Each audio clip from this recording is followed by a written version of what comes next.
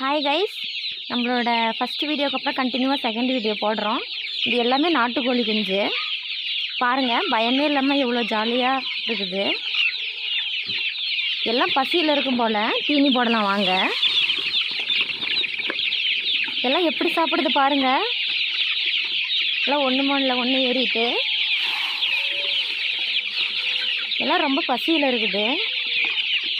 இது எல்லாம் சுத்தமான நாட்டுக்கோழி குஞ்சுங்க.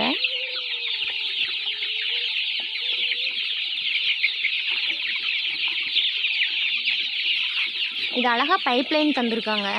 தண்ணி ஆட்டோமேட்டிக்காக கீழே ரன் ஆகிற மாதிரி.